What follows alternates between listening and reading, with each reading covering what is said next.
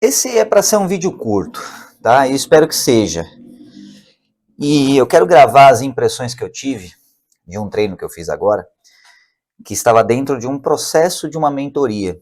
Então, foi um treino tão absolutamente intenso que eu quero gravar essas ideias e essas impressões que eu tive antes que elas vão embora e eu esqueça sobre elas, tá? Então, a ideia era muito simples. Fazer um treino rápido, de 1 hora e meia, e acabou.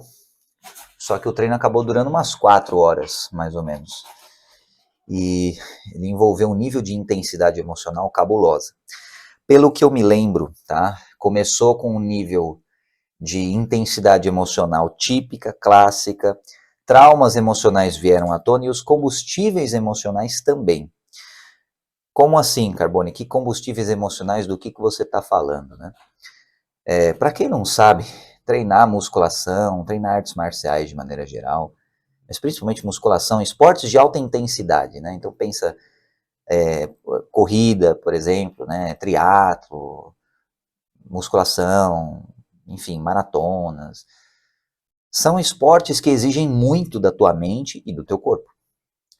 E muitas vezes os combustíveis que as pessoas utilizam para fazer esses treinos são combustíveis deveras emocionais. Por exemplo, a pessoa teve uma dor, ela teve um trauma, e aí ela utiliza esse trauma como uma espécie de fúria, de ativador de fúria, tá? Para treinar e descontar nos ferros aquilo que não foi devidamente curado emocionalmente. É por isso que tem gente que, inclusive, usa o termo terapia dos ferros para se referir ao processo de treinar na academia. Então, assim, esses combustíveis emocionais, geralmente, tá?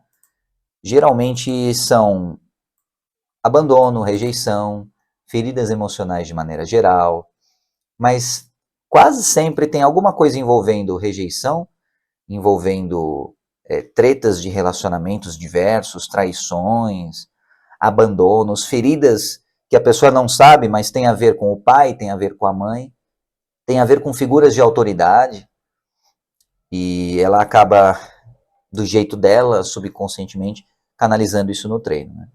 Então, a maioria das pessoas treina dessa maneira de modo inconsciente, mas quando você vai pegando experiência no rolê e tudo mais, você vai possibilitando a você mesmo utilizar isso de modo consciente.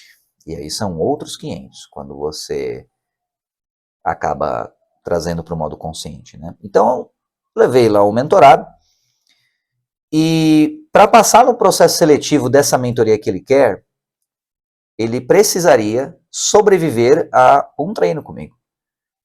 E era para ser um treininho, mas acabou virando um mega treino. 4 horas seguidas. Aí pode vir gente e falar assim, nossa, mas isso não é saudável e tudo mais. Gente, não estou falando de saudabilidade, certo? E sim de provar corações. E nada melhor do que um treino para você provar o coração de um homem. Nada melhor. Porque é lá, especificamente um homem, porque é lá onde o homem vai soltar toda a sua virilidade, toda a sua testosterona.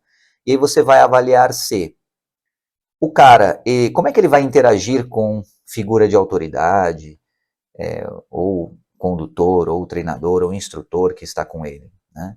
Ele vai executar os movimentos direitinho, ele vai desrespeitar.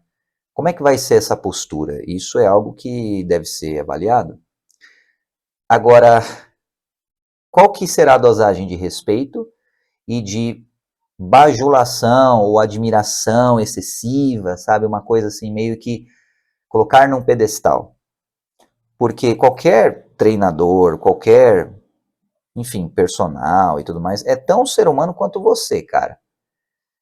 A diferença é que o cara decidiu especializar em outra área da vida. E eu não sou personal nem nada, tá? Posso até treinar pessoas, mas o meu rolê é outro. E a ênfase que eu dou para os treinos não é uma ênfase de hipertrofia, é um treino espiritual. É diferente.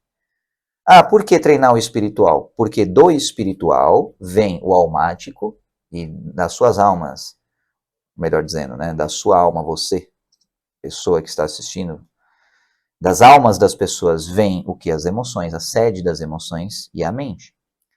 E, consequentemente, a mente engendra ou elabora as ações a serem tomadas, os comportamentos, e isso acarreta tanto o aspecto epigenético, ou seja, aquela genética meio hackeada, sabe? Imagina que você compra um celular Android e você faz um root, um acesso root nele, é tipo epigenética. E também a questão dos seus próprios comportamentos, da sua personalidade, dos seus raciocínios, né? Então tudo influencia, está tudo interligado, né? Então tudo isso é avaliado. Então eu particularmente prefiro focar no aspecto espiritual dos treinos. E eu avaliei esse mentorado hoje, aspecto espiritual. E foi bem interessante o resultado do rolê. Eu imaginei que o cara não suportaria tanto assim, o cara resistiu até o final. E longe de mim querer pagar de bonzão ou de cara que resiste até o fim e tal, não tenho essa pretensão não. Mas eu gosto de treinar com um certo nível de intensidade, sabe? E por quê? Porque quanto mais você dá corda, mais você começa a descobrir áreas suas que você recalcava, que você deixava escondido. Como assim? Vamos lá.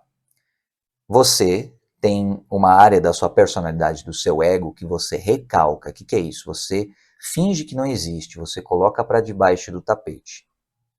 Beleza. Como é que funciona esse processo? Algo que você não concorda dentro de você porque gera uma contradição. Toda contradição gera um problema insolúvel. Como assim? Imagina que uma pessoa que você gosta ou que você ama faz algo que te dá prazer. Legal, positivo. Aí essa pessoa faz algo que te machuca, ou negativo. E agora? Como é que você concilia essa contradição? Se você não tem maturidade emocional, você recalca isso e finge que não existe. Ou você recalca o lado positivo da pessoa, demonizando a pessoa, ou você recalca o lado negativo da pessoa, endeusando a pessoa, tá? Mas é um tipo de pensamento reducionista que cria uma espécie de polarização. Isso é uma tática comum utilizada psicologicamente, politicamente, por aí vai, tá? Beleza.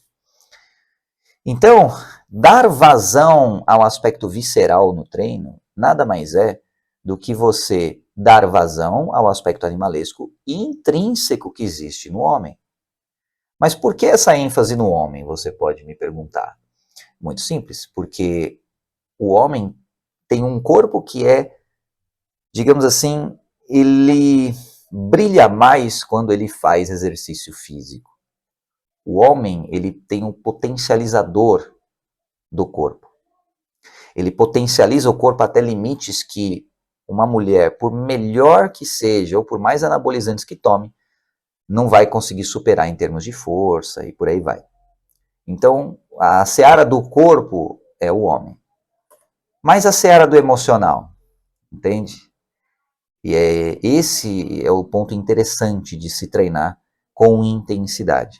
Então, foram padrões muito interessantes que foram vistos no treino hoje. Por exemplo, um padrão de recalcamento e depois de você trazer à tona mágoas e feridas emocionais associadas a, provavelmente no caso, não aprofundei muito sobre isso, também não entrei nesse mérito, mas provavelmente em relação à mãe ou em relação à esposa, mas em relação ao feminino. E aí o homem tem uma certa maneira de demonstrar raiva barra naquela exalação de testosterona, se é que você me entende o que eu quero dizer, né? Quando a pessoa ela fica com a libido alta e aí ela fica meio noiada no sentido de nervosa ou irritável por qualquer coisa e tal. Então essa energia toda veio à tona no treino e eu achei interessante isso. Beleza, isso foi só o comecinho, né? Aí eu também, nesse caso, já passei por isso, né? Então outras questões vêm à tona no meu caso. E eu fui desenvolvendo o trabalho e aí a gente começou a treinar e ficamos lá, 40 minutinhos de treino, beleza. Depois passamos de exercício para outro exercício e por aí vai. E aí começou a dar aquela canseira. Mas teve um momento no treino que foi muito interessante que um limitador mental foi rompido. Caso você não saiba, você tem um limitador mental também. Esse limitador mental é o que faz, por exemplo, uma mãe que não tem shape nem nada levantar um carro para salvar o próprio filho. É isso que acontece. Então, o seu corpo ele tem uma força, um poder que você não faz ideia. Você nem consegue imaginar. E quando você treina num regimento específico e num regimento com metodologia e com controle, você consegue ativar esses estados sem precisar ter uma situação de risco real. O que é muito bom, porque aí você consegue dominar a força, mas mais importante, dominar ímpetos, dominar impulsos, dominar lapsos e coisas que acontecem e efervescem naquele momento, que tem a ver com essa testosterona, sabe? Por exemplo, Tremble Rage. Né? O cara que tem Tremble Rage, ele fica alterado por causa de uma configuração hormonal específica, tá? Ah, Carbone, você está falando de anabolizante? Não, cara, eu estou falando de padrão emocional, tá? É só uma palavra para você linkar aí. Então, o cara no Tremble Rage, ele fica... Rage é fúria, né? Ou raiva, enfim, ou ira. E aí a pessoa ela fica irritável com facilidade. E aí o interessante é ver como é que você canaliza essa fúria e o que tem debaixo dessa fúria. É isso que é legal de ver. No começo, só feridas emocionais aparecem. E aí, essas feridas emocionais, elas retroalimentam, ou seja, elas servem de alimento, de combustível, para que você tenha a força para fazer os movimentos do treino. Geralmente se trata de algo que a pessoa não aceita que acontece com ela ou que aconteceu com ela, ou que possa vir a acontecer com ela. Então, a não aceitação de uma hipótese ou de um fato leva a pessoa a meio que usar isso como combustível, meio que dar aquela surtada dentro do treino e fazer um treino com mais brio, com mais garra, com mais força, tá? Essa não aceitação, ela é um fator vital nesse começo. Então, imagina um iceberg, isso ainda está na superfície do iceberg. A maioria das pessoas que eu conheço e que falam sobre isso, mas não sabem como é que funcionam esses processos emocionais. E meio que treinam assim, com essa finalidade, mas no automático. Elas não têm uma coisa sistematizada. Elas levam assim, meio que na prática. Por exemplo, esses dias eu vi um vídeo do Jorlan, que é um bodybuilder e tudo mais, e aquele vídeo deu uma tremida básica. O cara estava falando